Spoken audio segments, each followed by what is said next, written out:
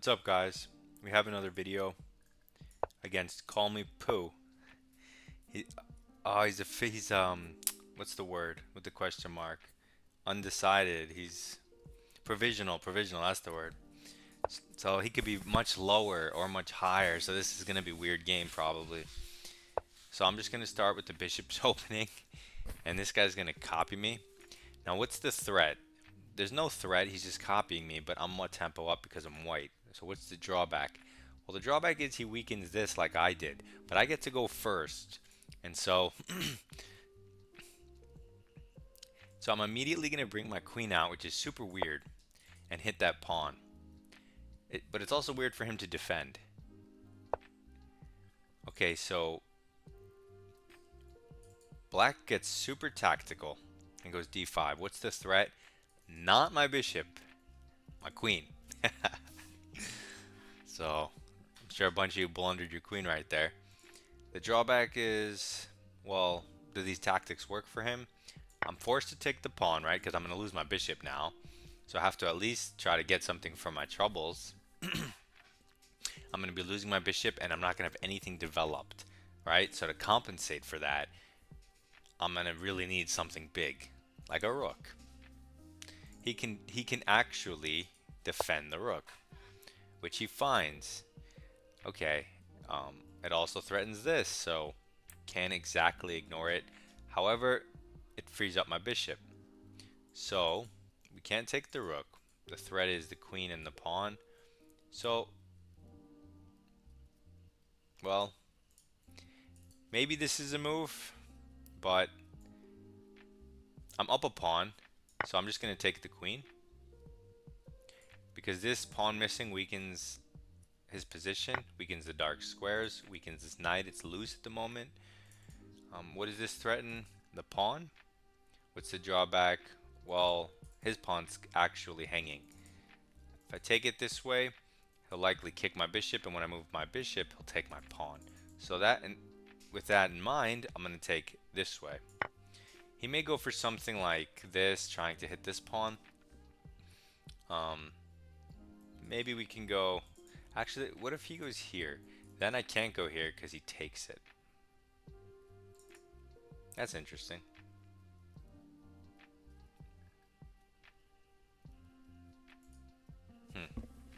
What to do in that scenario? I suppose I can give this check to force him to put a piece here, which would block the bishop's vision of that square. Okay, so he doesn't do any of that. He develops his bishop. What does this threaten? Nothing. Maybe he wants to do this or this. The drawback is it's a pretty passive square, and it's not aggressive. Like, I'm undeveloped right now. He can try to get a lead in development, but he doesn't go for it. So, okay, so now it's about time. I'm out of the way of the threats. I got my two pawns up, even though I only wanted one. So let me just develop, stabilize, etc.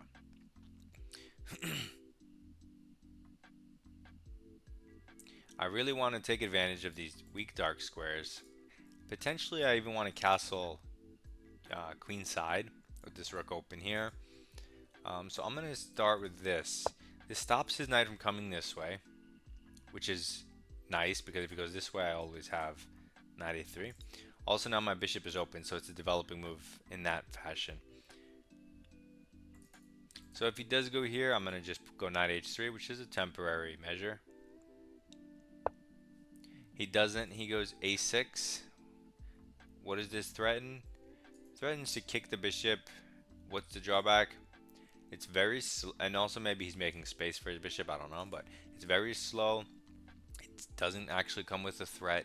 It doesn't develop a piece, and right now, getting out your army in the game is priority unless you can create specific threats. This does not create a specific threat, so you're supposed to get your army in the game. More soldiers, more powerful soldiers, easier to win the battle, right? Basic logic. So we want to continue getting our stuff in the game. I'm going to develop this knight, because now if he moves his knight, we always have this, which protects this square, attacks the bishop. Is a beautiful square for the knight. and it prepares queenside castling. Okay, he goes b5. What does this threaten? Well, my bishop, I have to move it. What's the drawback? He's making more weaknesses in his position with every pawn move he makes. He's leaving squares behind them. Also, he's not developing pieces, and pushing these pawns didn't help his position any. Like having these two pawns here as opposed to here doesn't do anything for him. Like it doesn't benefit him. So he should have been developing. Okay, so he goes king e7, right? Is that what he did? Yeah. What does this threaten? Nothing, obviously. It's this king. Maybe he's just trying to connect the rooks. I don't know what he's doing with his knight. It's crazy. The drawback is he's moving his king before his other pieces are developed. I don't know about that. He's also walking into pins, so that's obviously bad. So since we want to castle queenside, since we want to take advantage of his dark squares, since we want to take the pin and put our knight here anyway, clearly all of that is super strong. So we're going to continue, start with the pin, and now he can't move his knight. And because he moved his pawn, which weakened, I told you earlier, his dark squares permanently, now his king is stuck. Even if he wants to get out of the pin by moving his king, his knight would hang.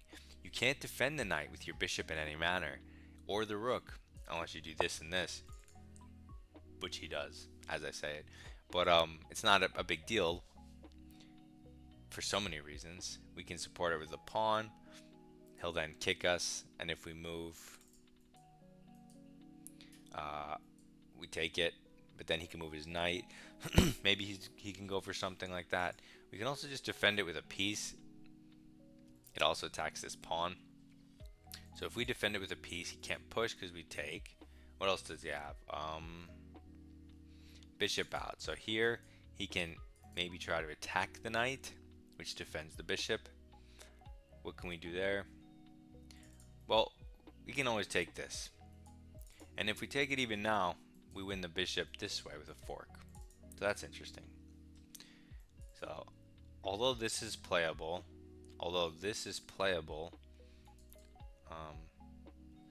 bishop takes knight just clearly wins a piece, right? So takes, check, king back.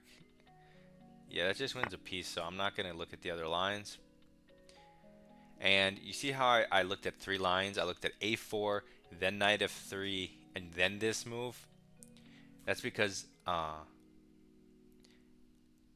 like if this was a 1 hour game, I could put you through all the questioning that's supposed to go into finding your moves.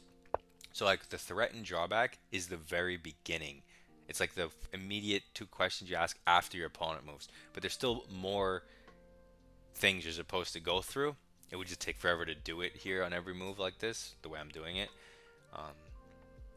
Like for example, before you make your move, you're supposed to have a response for your opponent in mind, right? Like I'm not going through that here. I'm also not going through the checks, captures, threat when you're looking at your moves.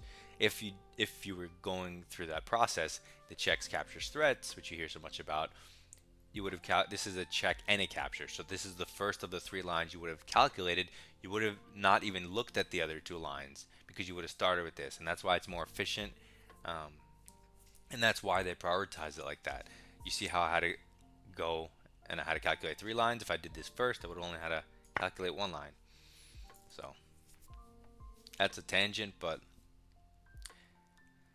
just know there's more to ask yourself than what is the threat, what is the drawback. That's just the preliminary thing that I think chess players should start asking, because they're going to miss a lot of stuff if they don't.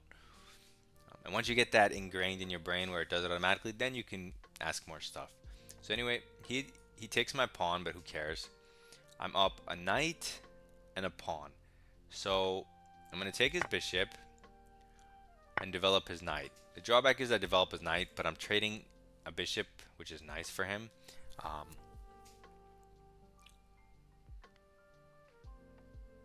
I have this interesting try here where I could push this pawn with check, and if he takes with the pawn, I have this fork. If he takes with the king, I don't have it, but his king is in the center.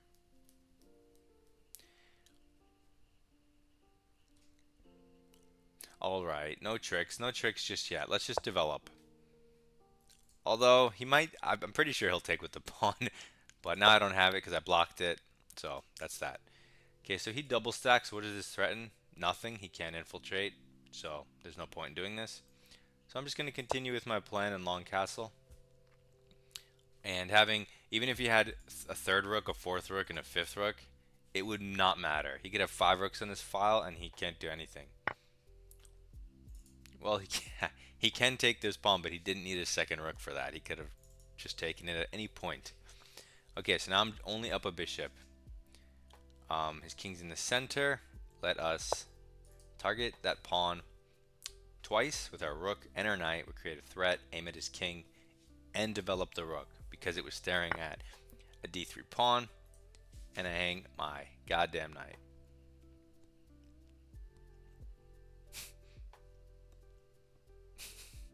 I gotta stop talking. Oh my god. Okay, so now guys, I'm gonna show you how to win the game starting all over. Materials even, but his king is kind of stuck in this pin, so, and my bishop's better than his knight, so white's better.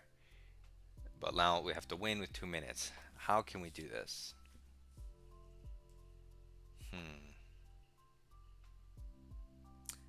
Aw, man.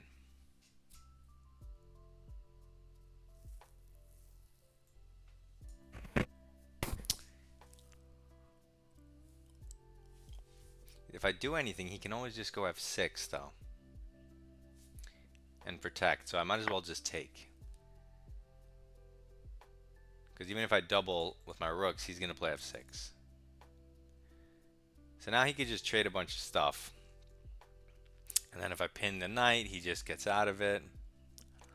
I'll just have to win with like a bishop versus knight endgame. Somehow. Or do I have another move if he goes here? Do I have a better move? I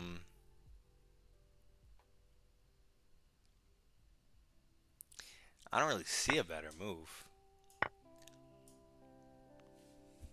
So I'm going to go for this transformation and see what happens. So I don't want to trade pawns. I mean, I'm going to have to trade the d5 pawn because it's so far advanced. But I don't want to trade these pawns because I'm going to need as many as I can to win. So let's go here. And that's a mistake. So he goes f6. It looks natural to defend the knight. When I was calculating this variation, I thought he was going to just get out of the pin so that he doesn't have any troubles. But he doesn't. He stays in the pin and tries to block with a pawn saying, this knight's permanent, you can never take it because the rook's worth more than the knight. But what's the drawback of this move? It undefends these two squares, which means I now have this check. And he can't block with the knight because it's pinned. So he'll take the pawn or do something, and I'll get the rook, and I'm winning again. I'm telling you guys, when I'm explaining stuff, my mind is off completely. It's weird. It's bad. Very bad. But you can even hang full knights and win against Pooh. Or Puh. So he pushes a pawn. Doesn't threaten anything. Oh wait, I'm running out of time. I'm just going to take his knight because I have no time.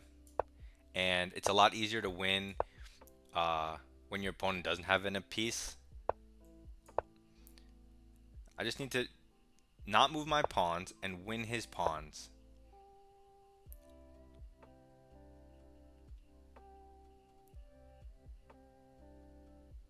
I want to fix them. I want to fix them on light so my bishop can take them.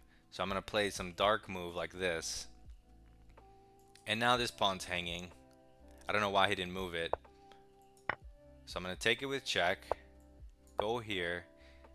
And now because I have a passed pawn, I don't need to take any more pawns. And if I put my pawn here, well, I don't need to move my pawn. His king, well, it can infiltrate here and this way, but if he goes here, I'll just go here, and then he no longer has infiltration squares. And then I could just do this. I mean, I could do this anyway, but when you stop their ideas, they get very demoralized. So let's just push, and it doesn't matter what he does. It doesn't matter if he takes the bishop because we get a queen. Um, we'll just go here, here, here, here.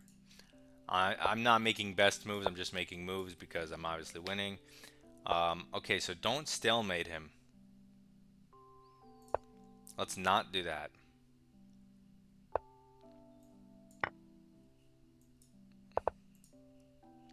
Fastest way to checkmate is a ladder mate.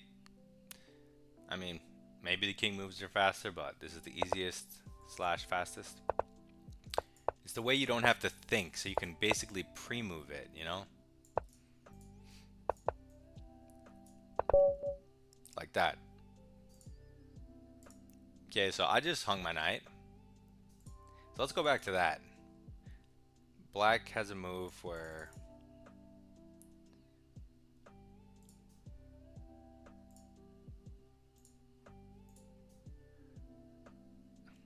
Wait, where was it? Oh yeah, here. He takes this. I didn't ask myself, if you go back to the video, I definitely didn't ask myself, what is the threat, right? Like I would in a normal game when I'm playing silently. And if I just asked it on camera, I would have said, oh, that knight's hanging. And that's why these questions are so important to ask. And that's also why it's so important not to play chess distracted, because obviously your brain isn't paying attention. So what did I do? I moved my rook or something? Yeah. Okay. You could even probably take this pawn, and if you... Oh no, you can't take it. Can you? Takes, rook over, like f6, d4. It's not... I mean, there's no point to that, but you probably could. You could just go here and reroute it to the super strong square. There you go. Also, you can move one of your rooks here. There you go. Nice and easy. That's hilarious. I'm curious, what's the evaluation after I blunder my knight? How much better is white? So, yeah, obviously knight d2, or one of the rooks here, like I mentioned. But after I go here, and he takes... Wow, it even says black is half a pawn better.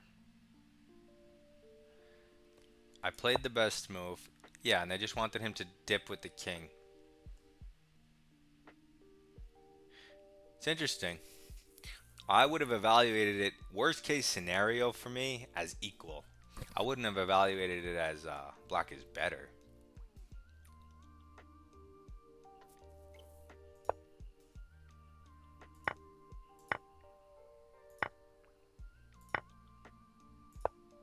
Yeah. Wow. Minus -0.8. Very interesting.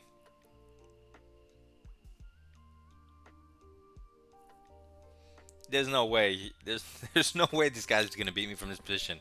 But I guess if you're an engine, that's crazy. Computers are nuts.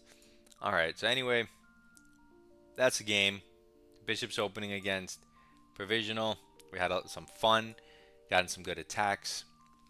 Fixed my camera angle from last video. Blundered a knight. Stayed positive and showed you you could still beat these players. No big deal. There's always tactics at some point. You just gotta pay attention.